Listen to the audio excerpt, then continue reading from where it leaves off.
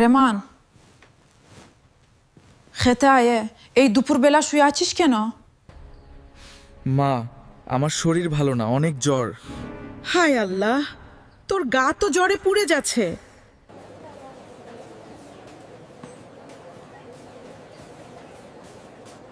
ওর কি হয়েছে ডাক্তার?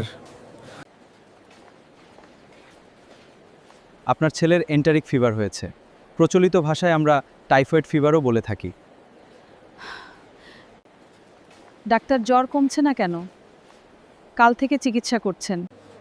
আমার ছেলে কি বাঁচবে না? আপনারা ভালো ভালো ঔষধ দেন, আমি লাগলে কিনে দেবো, যত টাকা লাগে লাগুক। আপনি চিন্তা করবেন না, আমরা যথাসাধ্য চেষ্টা করছি। মা আসুন, আপনার রোগীর সার্বিক অবস্থা সম্পর্কে আমাদের ম্যাডাম আপনাকে ব্রিফ করবেন। হ্যাঁ, চলুন।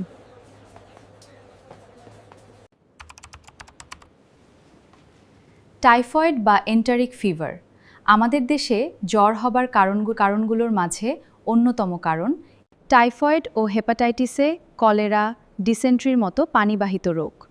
ফুড হাইজিন মেনটেন না করার জন্যই এ রোগ হয়। টাইফয়েড জ্বর হবার পর অতি দ্রুত অ্যান্টিবায়োটিক পর্যাপ্ত ডোজে শুরু করা অত্যাবশ্যক। পর্যাপ্ত চিকিৎসার পরও জ্বর ভালো হতে 5 থেকে 7 দিন লাগতে পারে। জ্বর কমে যাবার পরও 10-14 দিন পর্যাপ্ত ডোজে অ্যান্টিবায়োটিক নিতে হবে। না হলে রোগী হতে আশেপাশের মানুষজনও সংক্রমণ হতে পারে। টাইফয়েড প্রতিরোধে খোলা পানি, কাঁচা ডিম এগুলো খাওয়া যাবে না। পানি ভালো করে ফুটিয়ে এবং ডিম সহ অন্যান্য খাবার ভালো করে রান্না করে খেতে হবে। টাইফয়েড একবার হলে আর কখনো হবে না এমন ভ্রান্ত ধারণার কোনো সুযোগ নেই, বরং পরবর্তীতে আরও মারাত্মক আকারে হতে পারে।